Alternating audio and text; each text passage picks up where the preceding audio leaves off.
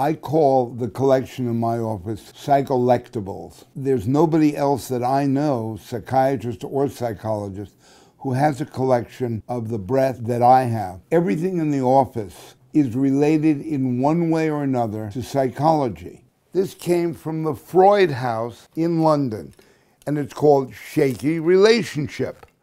Over here, you can see a lot of games, vintage comics from the 50s. There was only a run of 4 of these, and I've got 2 of them. Dr. Id, the psychologist of the supernatural. Over there we have John Watson's autograph, and that's where he writes about how he doesn't feel like he's very popular now that he's come out with an article on behaviorism. Up top, B.F. Skinner signs one of his famous articles on conditioning of pigeons. This is a psychedelic poster from the 60s, and notice the name of the group, Freudian Slips.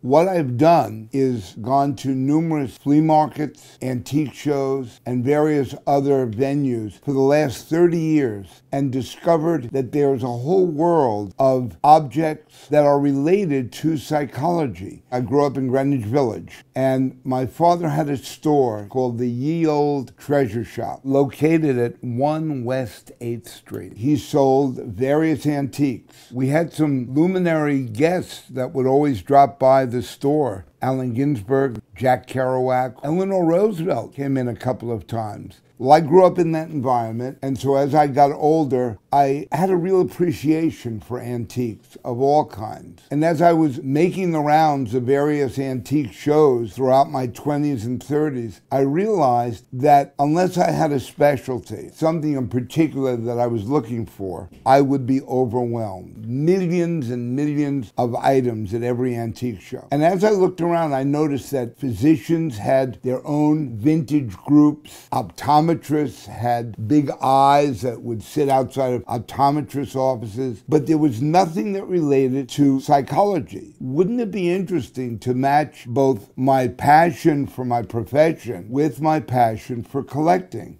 One of the special pieces in the office is a 5.5-foot sign, Mind Healer.